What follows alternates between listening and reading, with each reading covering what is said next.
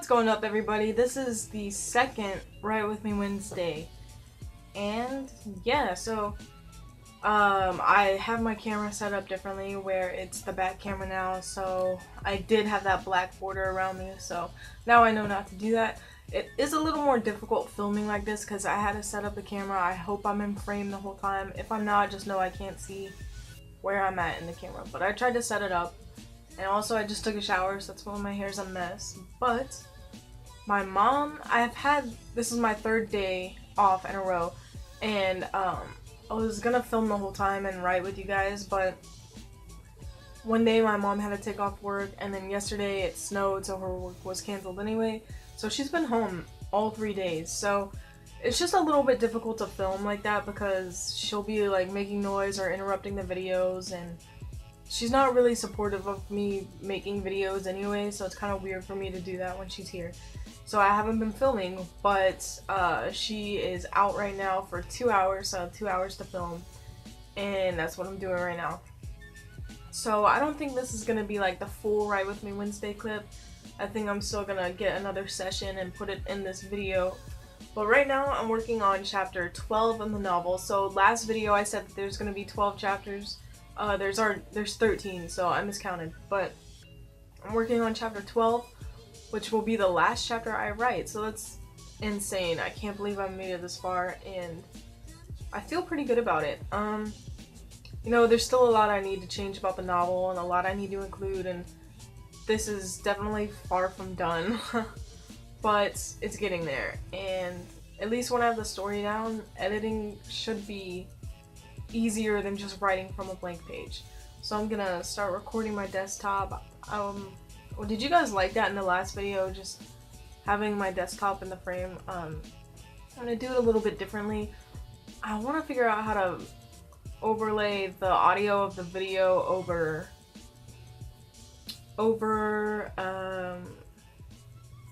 the like different clips.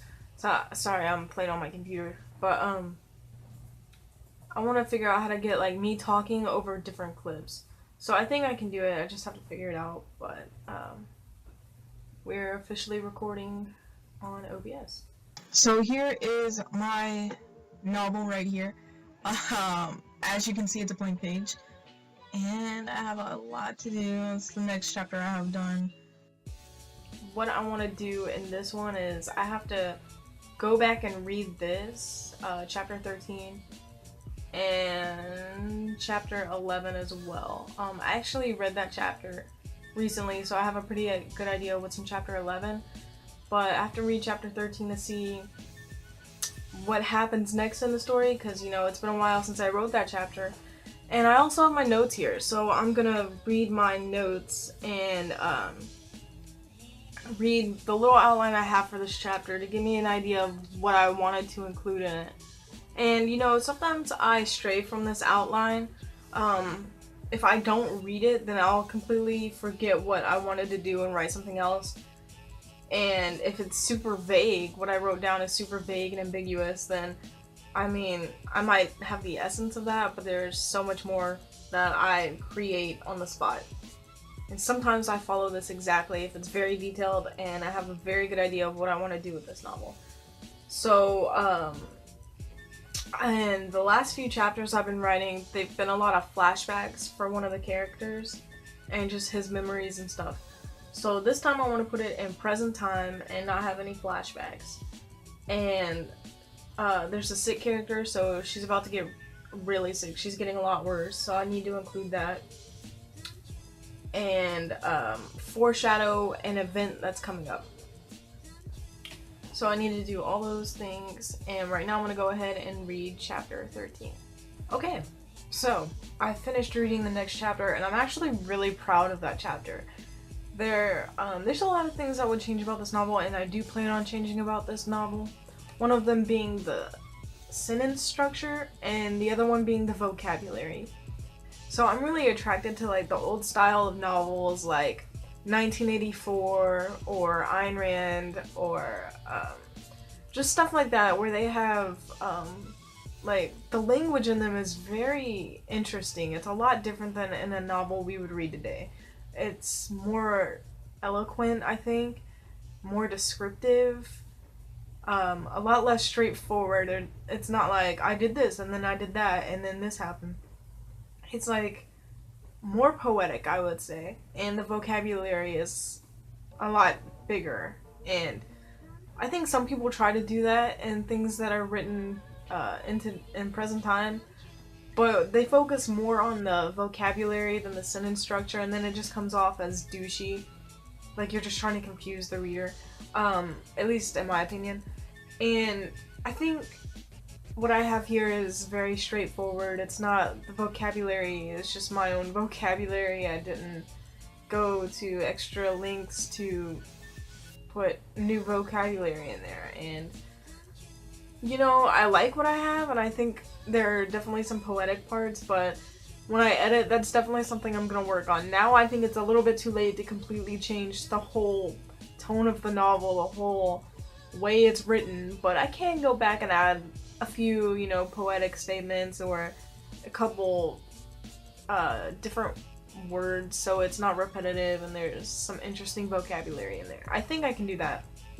And also, I'm trying to keep in mind that this is my first novel, so it's like, it's not gonna, I don't think it's gonna be my best work, you know, and I want it to be the best that I can make it where I'm at in my life right now. And if 10 years from now I look back and I'm like, damn, that novel sucks, you know, it just represents, like, it hopefully will represent how much I've grown since writing this novel. If in 10 years I'm like, wow, I can do so much better than that now, that's where I want to be, you know? So I want this to be the best that I can write it now. And, you know, I think I'll look back on it and just be able to see how much I've grown as a writer. But this chapter right here, chapter 13, I really like what I've done with it. I think I've captured the human in everyone. That sounds kind of weird, but just like that human emotion, like, I think I've captured it, and it's still maybe not exactly what I want it to be, but it's, compared to the other chapters, I think this is one of the better ones. And now it is time to go ahead and write chapter 12, which is what I have now. But I miscounted again. I have 14 chapters in this novel. I just kept scrolling. I was like, oh, there's another chapter. But that's kind of like the closing chapter, the resolution, I guess. But the climax is happening now. So the last, like, within these three, 11, 12, and 13, that's the climax of the novel. So I definitely, if my chapters are inconsistent and some are better than the others, these three should be the ones that are better. Hopefully, I mean, I can be consistent and all of them are really good, but if there are some good ones and bad ones, I hope these are the good ones, because this is the most important part of the story. So, I had mentioned before what I need to put in this chapter, and I'm gonna go ahead and get to it. Hopefully I can, like, either split my screen or put my voice over what I'm writing, but as you can see right here, just a blank page. Time to write, so of course, gotta get this left line. I have started a lot of chapters with dialogue, so I'm not quite sure I want to do that this chapter. Again, after reading that chapter, I'm going back in my notes to see what I want, just to refresh myself even more. And a lot of the chapters, I have half the chapters focused on one character and the other half from the other character's perspective.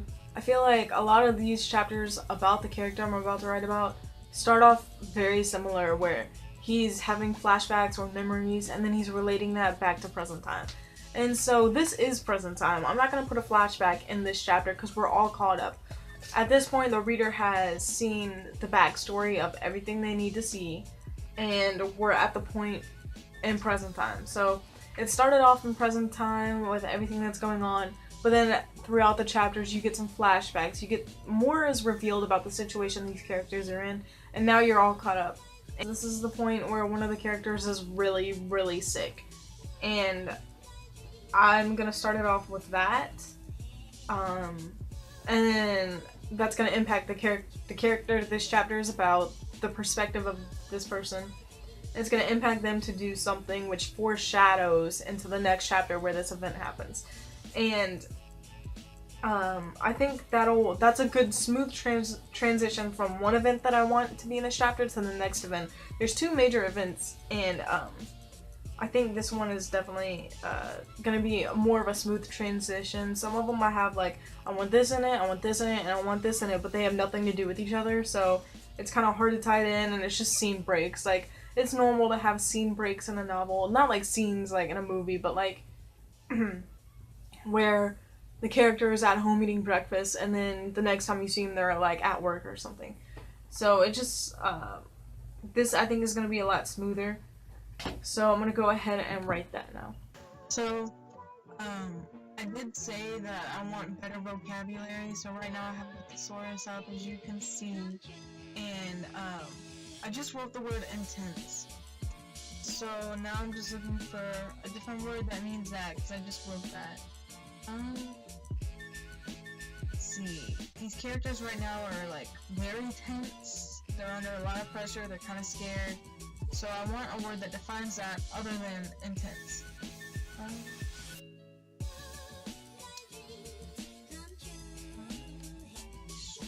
Fierce.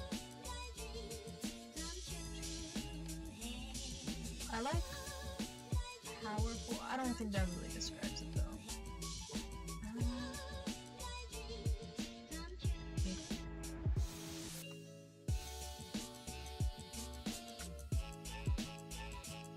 Okay, I'm searching intensity because better words are coming up.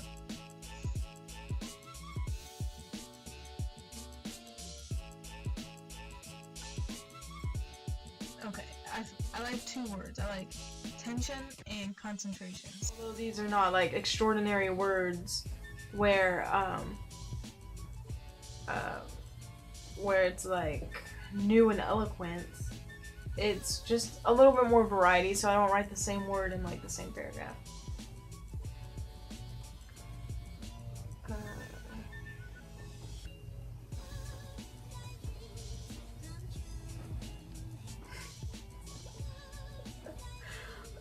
Writing the word tense, I have had like 3 typos already. That just shows like how bad of a typer I actually am.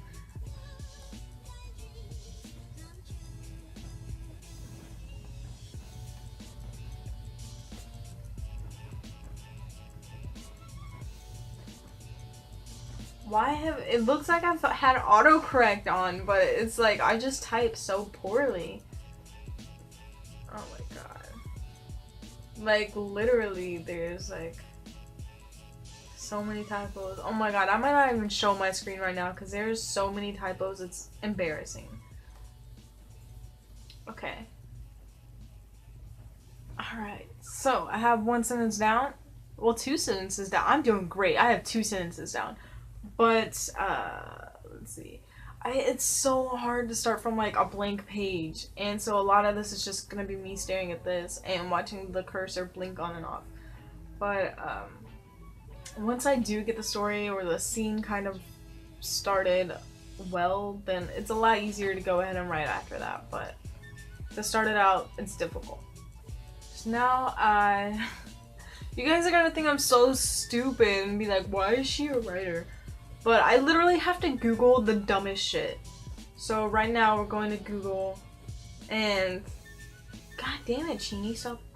Oh my god. Okay, so now we're on Google. I'm trying to figure out what the room is when a patient is in their room. So not like the operation room or the waiting room, but where they stay. And I literally don't know what that room is called.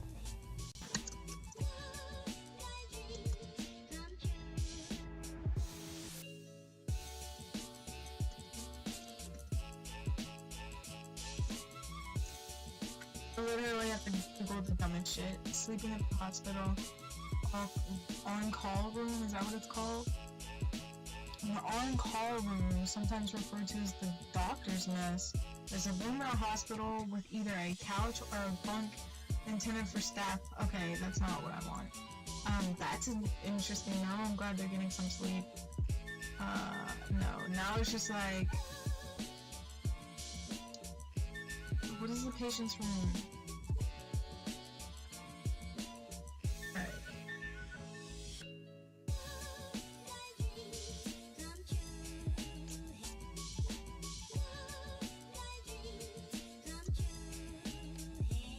rooms and departments in hospitals and clinics. Okay, consulting room. Patient and discusses their medical problems with them. Day room. Can go during the day to watch television. Okay, that's not it. Delivery room. Dispensary. Emergency room. ER. High dependency unit. The department of the hospital for people who are very ill or badly injured but need less care than people in intensive care. High dependency unit. Okay, the ICU, an intensive care unit in a hospital. Okay. Okay, so I know I want this patient. She's just gotten worse. She needs help. She's going to the operating room. But the room that she's in now, I guess, is like her room in high dependency unit or intensive care. But a unit, a department of an institution, especially a hospital that has particular purpose, a ward. From her ward? Okay, this is the definition of a ward. A large room in a hospital with beds for people to stay in. A large room. Is that like patients or is that their families or something? I don't know. I'm just gonna say in the high dependency unit. Okay, so now I'm gonna write that up. This is looking wrong. Just realized my spacing is off. Did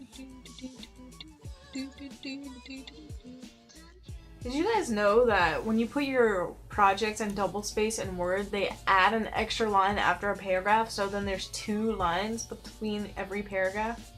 I didn't know that until I took this writing class, this creative writing class, and the professor was a total dick about it. He's like, this is how you turn it off. You need to turn it off, because, like, he said this to everyone, not just me.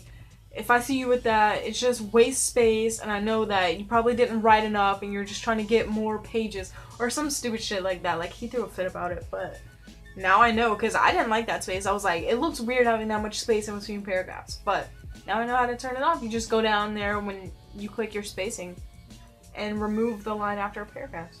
So I like what I have here. I have about a paragraph and a half. It's a really good start to a chapter, and the next section kind of changes the scene. I think that was like the intense moment and gets this chapter started off where it's headed for the rest of its journey. But the next scene I think is gonna focus on a different part of this, like the same part of the story, but a different setting, I guess, like a different location. So this is where I would put like a little break and then start the next scene, I guess. But I don't know. I still have quite a bit of time to write. I think I'm gonna go ahead and keep writing, but I said a lot in this part of the video anyway, so I think you guys are getting the idea. I'm just gonna keep going like this, keep coming up with new things, writing, fact-checking, looking up definitions. It's pretty much what I do when I write, especially because this is set in a time where I wasn't alive. I really have to do a lot of researching and fact-checking. So I'm just going to continue like this, maybe write another couple of paragraphs, and then probably call it for this session, and then I'll catch up with you guys when I start another writing session. So I'll see you guys in a minute. Alright guys, so I was gonna do some more writing, but I think the video is long enough. Once again, I'm sorry for the audio spikes. I thought I could put the actual video audio over the clips of my computer, but you can't do that with my software, so I didn't even check the settings of OBS and the audio was cringy. So I'm sorry about that, but I'm just finishing up this video outside because it's crazy out here. I hope you can hear me because it's windy as hell, but it's like so crazy. We're about to have a storm right now and it's super windy and the clouds are moving so fast. And I just like took my dog out here to go to the bathroom real quick and it just looked awesome. So I wanted to share it with you guys. So I'm gonna show you guys the sky because the clouds are moving insanely fast.